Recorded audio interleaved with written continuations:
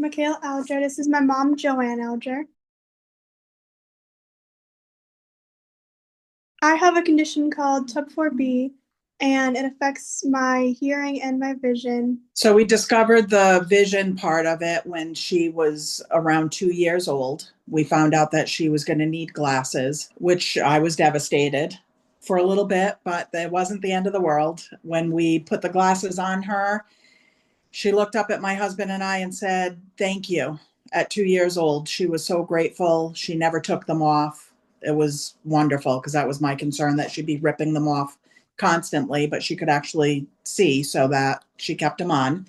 And then about 2.5, we found out that her hearing test, her screening, that there was something wrong, that apparently the machine sends noise in, and if they hear it, it sends something back, and it wasn't doing it. So they sent us to Rhode Island School for the Deaf, and we did a very long test, and they told me that she had mild to moderate hearing loss. So that was just two major senses. It just didn't make sense, and we started down the genetic testing.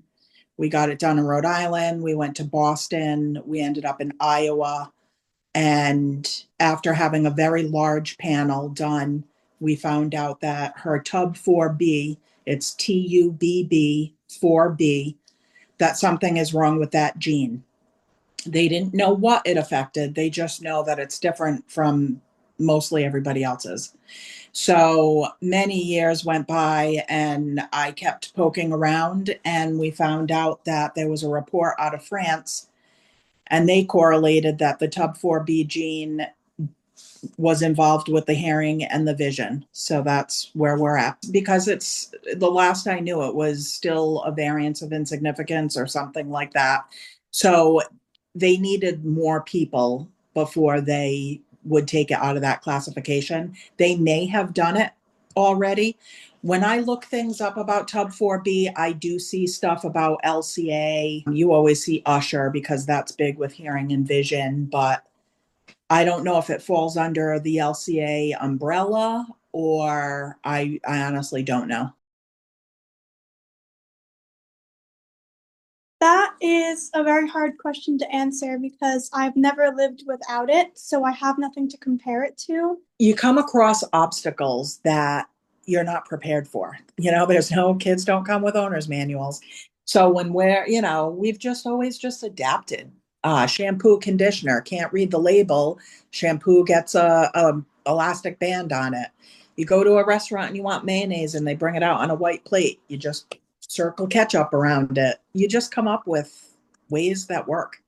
We've gotten very creative. It's all trial and error. But yeah, she's never lived without it. And there have been changes. She didn't start out legally blind, but because it's degenerative and we go to the eye doctor every year, it does slowly decrease. But for Makayla, it doesn't just, you don't wake up one morning and, it's a huge difference. It's slow, it's gradual over time. And so she doesn't really notice the changes because it's so gradual. That's the only symptoms, knock on wood, so far. She just turned 15 recently, and her hearing has stayed pretty stable.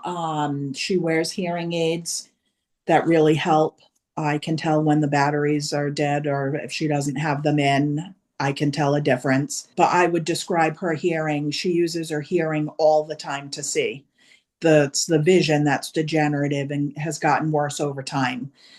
She has no night vision. She has no peripheral vision. So it's really the vision that has declined. There's definitely no yellow brick road for it. I've had to ask questions, advocate. In Rhode Island, she gets TVI, Teacher of the Visually Impaired, and she gets O&M, which is Orientation and Mobility, which is her cane skills. So she uses a white cane and she uses Braille. And so at school, she's all taken care of. That's really good. And as far as like day to day, it's just been a matter of early on having lights come on automatically. The family knows not to leave anything on the floor or out of place. Chairs get pushed in, so on and so forth, because you don't use a cane in your own home. I have no family members. I have never met anyone with the same disorder.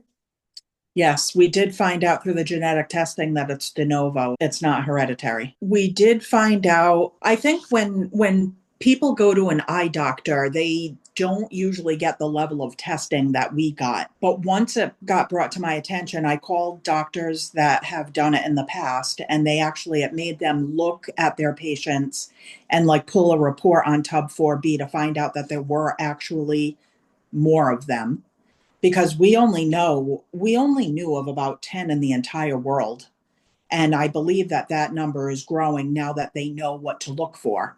And so after that happened, I did post something about TUB4B, and a mom pretty far away has a son, and he also has that TUB4B gene. So we kind of compared notes, but nobody local. Makayla does go to camps in Rhode Island and Massachusetts for blind and visually impaired. But to the best of our knowledge, nobody actually has the same exact TUB4B. There's just a lot of other things, with vision and blindness. So, but nothing, exactly the TUB4B. That would be wonderful if there was something like that specific to TUB4B, because, we spent the majority of Makayla's life just wanting to get diagnosed, just so that we knew if there was going to be anything more or whatnot, or if her vision will actually make her 100% blind, where she has no vision. And so when we kind of felt like we were diagnosed, even though unofficially, we still don't know the end, if she could go completely blind or whatnot. So I guess it's what you wish for, because we wanted to be diagnosed, but we still just don't know. So if we had a group for TUB4B, then we'd be able to communicate and, does it plateau? What's the progression? We don't know. I want TUB4B fixed. I want my daughter to be able to see. That's what I want. When I first found out about that TUB4B gene, I Googled it and bathtubs came up. There was absolutely nothing on it whatsoever. And I did start like a little Facebook group that, just didn't really take off or whatnot. And so, I mean, I do feel better that now when I look TUB4B up, it's, actually things come up. I read recently that they're looking at the TUB4B gene to actually help with cancer, Parkinson's, and Alzheimer's. I just think that they're making the gene, where I wish that they could take it out. But that I just found out recently, because periodically I will just Google TUB4B and find out what the latest is.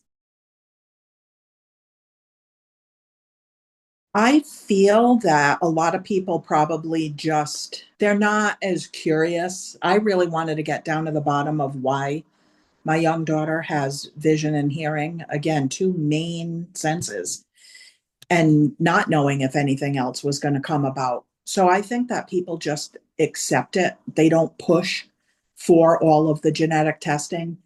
And I would like people to know that you're not alone. And I would like people to be curious about what they have, because that's how you get research and potential cures.